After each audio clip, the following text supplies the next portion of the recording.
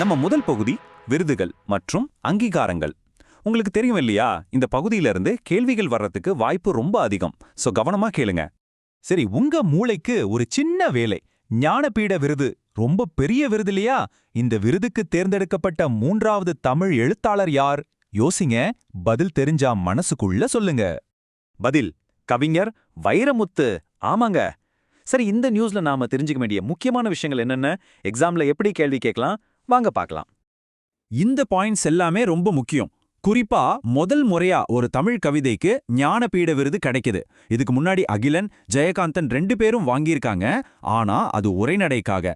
அப்புறம் வைரமுத்து ஏற்கனவே சாகித்ய அகாடமி, பத்மபூஷன் விருதுகளையும் வாங்கியிருக்காரு. இந்த ஞானபீட விருது 1961ல ஆரம்பிச்சாங்கன்றதும் ஒரு முக்கியமான ஜெனரல் நாலேஜ் கேள்வி. அடுத்து இன்னொரு 2 விருதுகள் பத்தியும் தெரிஞ்சுக்கலாம். ஒன்னு சாகித்ய அகாடமி விருதுகள் 2025. இது இந்திய மொழிகள்ல வர்ற சிறந்த இலக்கிய படைப்புகளுக்கு கொடுக்கப்படுது. இன்னொன்னு மஹிந்திரா நாடக விருதுகள். இந்த வருஷம் ரெக்கார்டு பிரேக்கிங்கா 422 நாடக குழுக்கள் இதுல கலந்துக்கிட்டாங்களாம்.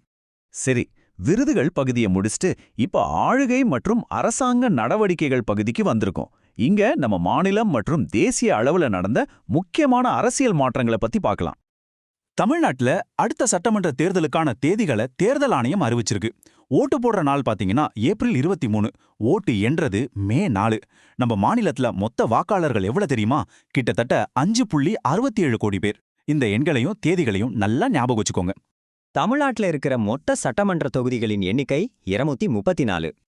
இந்த 234 தொகுதிகள்ல 44 தொகுதிகள் பட்டியல் சாதியினருக்கு, அதாவது எஸ்சி பிரிவினருக்கு ஒதுக்கப்பட்டிருக்கு. அதே மாதிரி 2 தொகுதிகள் பழங்குடியினருக்கு, அதாவது எஸ்டி பிரிவினருக்கு ஒதுக்கப்பட்டிருக்கு. இந்த இடஒதுக்கீடு கணக்குகள் ரொம்ப ரொம்ப முக்கியம். இப்போ நேஷனல் லெவல்ல ஒரு விஷயம், மக்களவையில ஒதுக்கீட்டு மசோதா நிறைவேறியிருக்கு. அப்படின்னா என்னன்னு சிம்பிளா சொல்றேன் கேளுங்க. அரசாங்கம் நம்ம நாட்டுடைய கருவூலத்துல இருந்து, அதாவது கன்சாலிடேட்டட் ஃபண்ட் ஆஃப் இந்தியால இருந்து செலவுக்கு பணம் எடுக்கணும்னா அதுக்கு பார்லிமெண்ட்ல அனுமதி வாங்கணும். அந்த அனுமதி வாங்குறதுக்கு கொண்டு வர மசோதா தான் இது. சரி, இப்ப நம்ம 3வது பகுதிக்கு வந்தாச்சு, பொருளாதாரம் மற்றும் உள்கட்டமைப்பு. இந்த ஏரியால சில முக்கியமான அப்டேட்ஸ் நடந்திருக்கு. என்னன்னு பார்க்கலாம். நம்மள பலரும் தங்கம் வாங்குவோம் இல்லையா? அவங்களுக்கு இது ஒரு நல்ல செய்தி. இப்போ கட்டாய ஹால்மார்க்கிங் திட்டத்தை இன்னும் 7 மாவட்டங்களுக்கு விரிவுபடுத்தியிருக்காங்க. இந்த படத்துல பாக்குறீங்களே, அந்த BIS லோகோ, தங்கத்தோட தரம், வருஷம்னு ஒவ்வொரு முத்திரையும் அந்த நகையோட நம்பகத்தன்மைக்கு ஒரு கேரண்டி. இன்னும் 3 முக்கியமான பொருளாதார செய்திகள் இருக்கு. முதல்ல, நம்ம தூத்துக்குடி வஉசி துறைமுகத்துல வேலைகளை இன்னும் திறமையா செய்ய டிஜிட்டல் ட்வின் அப்படிங்கிற ஒரு புது டெக்னாலஜியை கொண்டு வந்திருக்காங்க. 2வதா, அமெரிக்கா நம்ம இந்தியா உட்பட 16 நாடுகள் மேல செக்ஷன் 301 கீழ் ஒரு வர்த்தக விசாரணையை ஆரம்பிச்சிருக்காங்க. 3வதா, மிடில் கிளாஸ் மக்கள் வீடு வாங்க உதவுற சுவாமிஜ் நிதி திட்டம் பத்தின அப்டேட். போன ஸ்லைட்ல செக்ஷன் 301ன்னு பார்த்தோமே, அது என்னன்னு ஒரு சின்ன விளக்கம். அதாவது மற்ற நாடுகள் தங்களோட வர்த்தகத்துல நேர்மையா இல்லைன்னு அமெரிக்கா நினைச்சா அவங்க மேல நடவடிக்கை எடுக்கிறதுக்கு அமெரிக்காவுக்கு அதிகாரம் கொடுக்கிற ஒரு சட்டப்பிரிவு தான் இந்த செக்ஷன் 301. ஓகே, அடுத்த பகுதிக்கு போலாம். அறிவியல், டெக்னாலஜி மற்றும் சுற்றுச்சூழல்.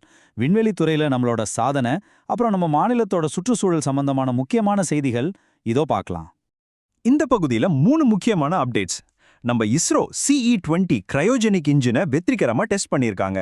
இது நம்ம ராக்கெட் தொழில்நுட்பத்துக்கு ஒரு பெரிய பூஸ்ட். அடுத்து, தமிழ்நாட்டின் வனவளங்குகள்னு ஒரு புது புத்தகம் வந்திருக்கு.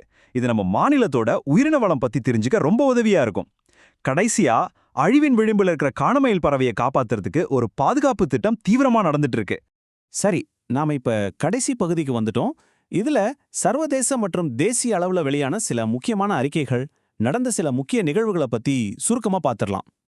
இந்த ஒரு வரியை கேளுங்க, கொஞ்சம் அதிர்ச்சியா தான் இருக்கும். அதாவது, நாம இப்ப போற வேகத்துல போனா அரசியல்ல தலைமை பதவிகள்ல ஆண் பெண் சமநிலை வரதுக்கு இன்னும் 130 வருஷம் ஆகுமா. இது அரசியலில் பெண்கள் 2026 அப்படிங்கிற ஒரு சர்வதேச அறிக்கை சொல்ற விஷயம். இந்த சார்ட் அதையே தான் உறுதிப்படுத்துது. உலக அளவுல அமைச்சரவை பதவிகள்ல பெண்களோட சதவீதம் 2024ல 23.3% இருந்துச்சு.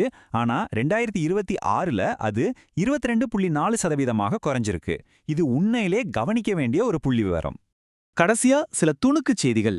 புதுடெல்லியில நீதித்துறை சீர்திருத்தங்கள் பத்தி ஒரு ஆசிய பசிபிக் மாநாடு நடந்திருக்கு. அப்புறம் துவனி ஸ்பந்தனா அப்படிங்கிற ஒரு முயற்சி பத்தியும் செய்தி வந்திருக்கு. ரொம்ப முக்கியமா மாதவிடாய் கால விடுப்பு கட்டாயமாக்குனா அதுவே ஒருவேளை பெண்களை வேலைக்கு எடுக்க கம்பெனிகள் தயங்குறதுக்கு ஒரு காரணமா மாறிடலான்னு உச்சநீதிமன்றம் ஒரு கருத்தை முன் வச்சிருக்கு. சரி, இப்ப நாம பார்த்த இந்த எல்லா விஷயங்களையும் ஒன்னா சேர்த்து பாருங்க. ஒரு பக்கம் விருதுகள், இன்னொரு பக்கம் தேர்தல் அறிவிப்பு, பொருளாதாரம், அறிவியல்னு எல்லாமே ஒன்னோட ஒன்னு கனெக்ட் ஆனது தான் இல்லையா?